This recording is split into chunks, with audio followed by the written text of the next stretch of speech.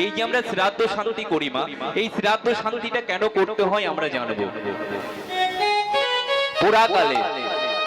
পুরাকালে এক রাজা ছিল, রাজার নাম হচ্ছে নিমি রাজা। আপনারা পড়ে থাকবেন ভাগবতে। নিমি রাজা বলে একটি রাজা ছিল, তার একটি 12 বছরের বালক ছিল বাবা। সেই বালকের মৃত্যু হয়ে যায়, অকালে মৃত্যুবরণ করে। যখন অকালে মৃত্যুবরণ করে, সেই নিমি রাজার পুত্র প্রত্যেক দিন তার পিতাকে স্বপ্নে আদেশ করতো, বাবা আমার খেতে ইচ্ছে করছে, তুমি আমাকে কিছু খেতে দাও। যখনই নিদ্রা যেত তখনই ওই বালক স্বপ্নে দেখা দিত বাবাকে যে তুমি আমাকে কিছু খেতে দাও, কেননা বালক তো, তার তো এখনো মরার টাইম হয়নি, সে মারা গেছে। তো রোজ যখন স্বপ্নে দেখা দিত, ওই নিমি রাজা কিছু পণ্ডিত কিছু বৈষ্ণবদের বললেন, আমি প্রত্যেকদিন আমার সন্তানকে আমি স্বপ্নে দেখি, বলো আমি এই স্বপ্নে দেখা থেকে মুক্তি পাবো কি করে, তোমরা আমাকে উপায় করে দাও।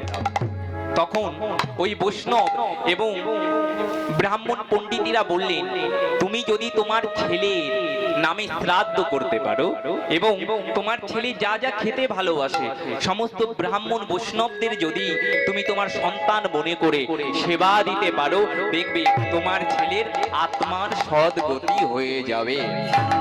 মাগো, সেই দিন নিমি রাজা কি করলেন, শত শত ব্রাহ্মণ বৈষ্ণবদের ডেকে তার পুত্র যা যা খেতে ভালোবাসতো তাই তাই সেবা দিয়ে নিজের পুত্র মনে করে সবাইকে সেবা দিল।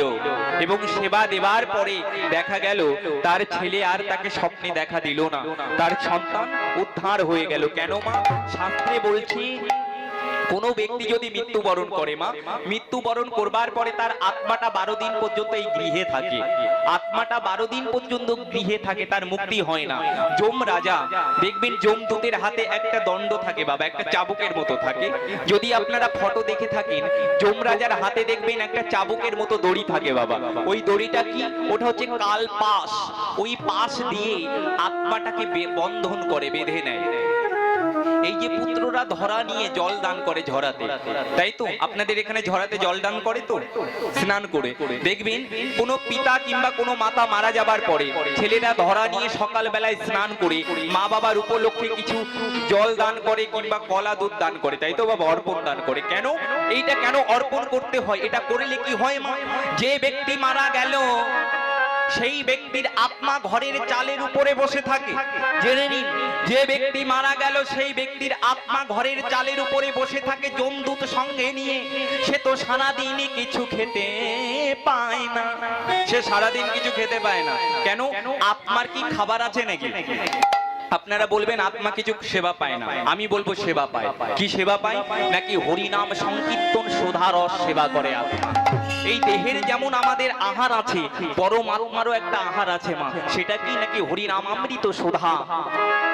যখন যে ব্যক্তি মারা গেল সারা দিন সে অনাহারে থাকে মা, যখন তার পুত্ররা সকাল বেলায় স্নান করে ওই ঝরাতে জল দান করে, ওই জল এসে ওই অতিপ্ত আত্মা মা সেবা করে। তাই গৌর হরি বল, হরি বল।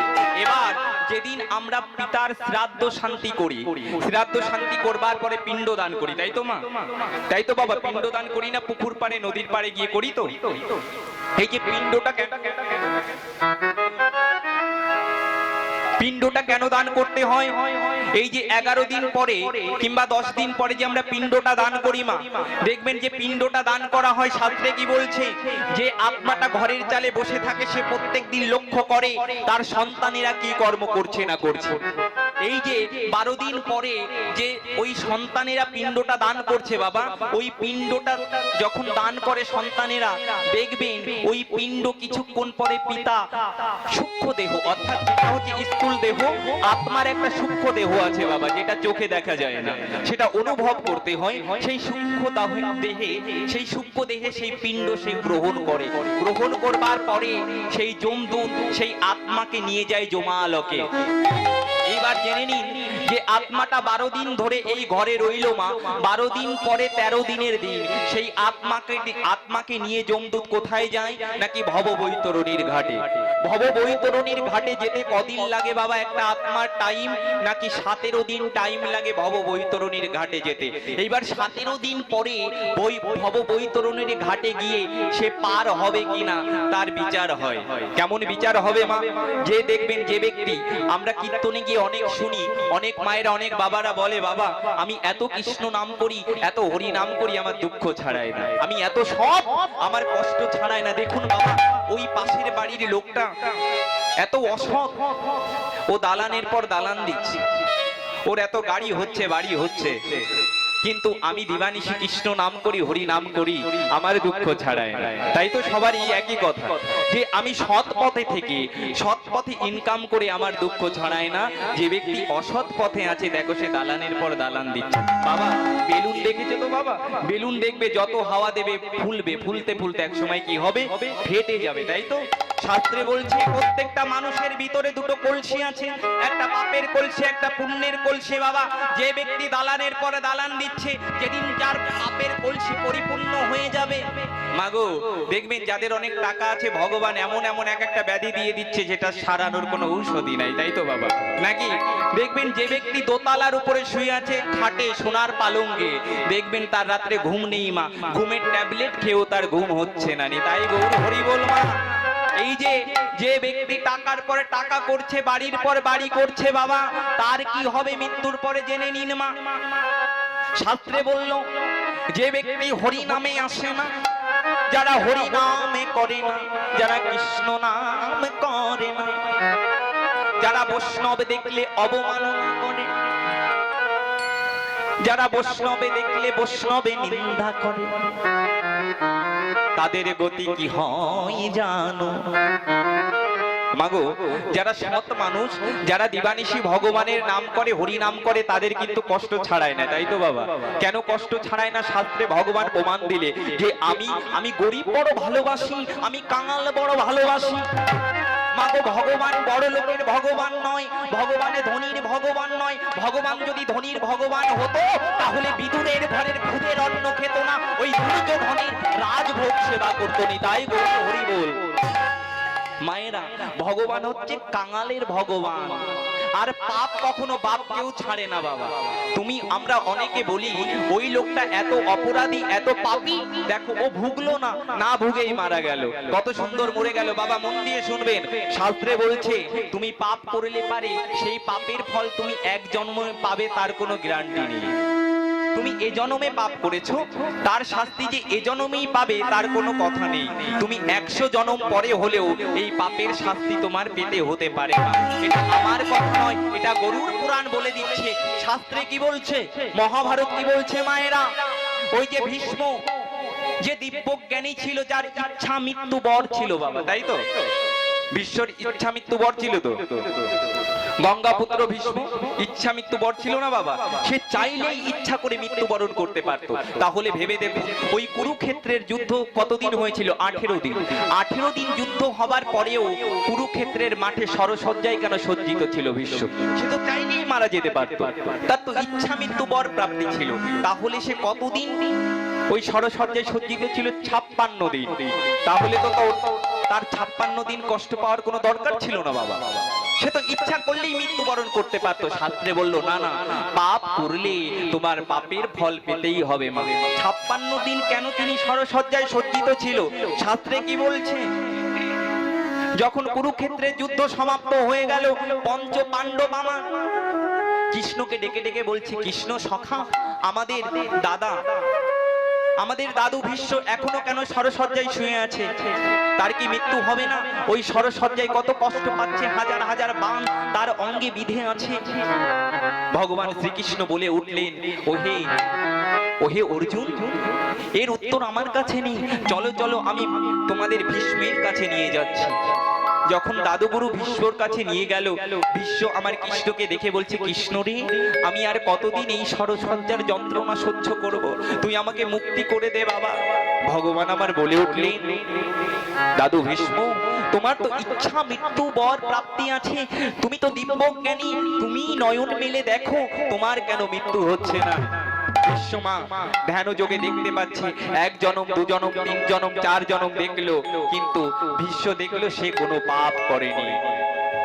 কৃষ্ণকে ডেকে বলল, কৃষ্ণ রে, আমি 10 জনম দেখে ফেললাম, আমার কোনো পাপ নেই, তাহলে আমি কেন এত কষ্ট পাচ্ছি তুমি আমাকে বলে দাও। তখন ভগবান বলল, তুমি আরো দেখো। ভীষ্ম ধ্যান যোগে দেখতে পাচ্ছে মা, 10 জনম, 20 জনম, 50 জনম, 60 জনম দেখলো। ভীষ্ম দেখছে তার কোনো অপরাধ নেই, তার কোনো পাপ নেই। কৃষ্ণকে বলল, কৃষ্ণ রে, আমি 60 জনম দেখে ফেলেছি, আমার কোনো পাপ নেই। ভগবান বলল, তুমি আরো জনম দেখো। তখন ভীষ্ম 60, 70, 80, 90 জনম দেখে ফেললো, 100 জনম থেকে আর একটি জনম বাকি আছে। তখন ভগবানকে বলল, কৃষ্ণ রে, আমি তো আমার কোনো পাপ দেখতে পাচ্ছি না। ভগবান বলে উঠলেন, দাদা ভীষ্ম, তুমি 100 জনমটা ভালো করে দেখো। মাগো, 100 জনমে যে দিব্য নয়ন দিয়েছে ভীষ্ম দেখতে পারছে, পুরাকালে ভীষ্ম একটি রাজা ছিল।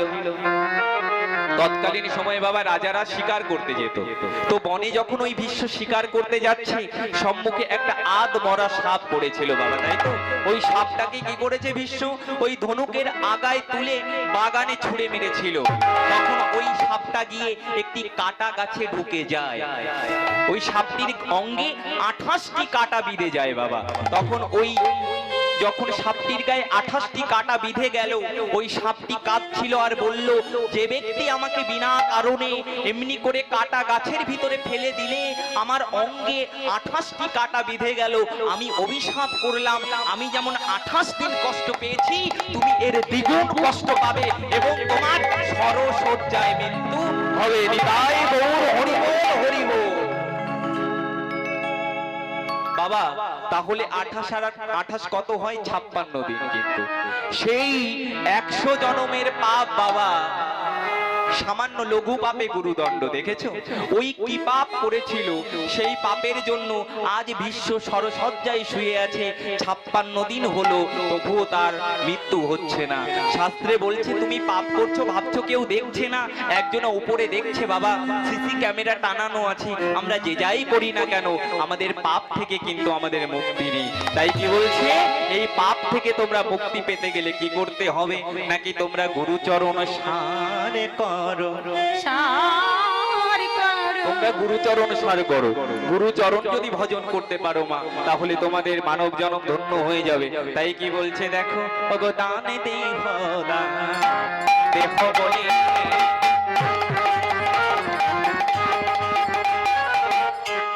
আমার গোরা ধন ডাকে,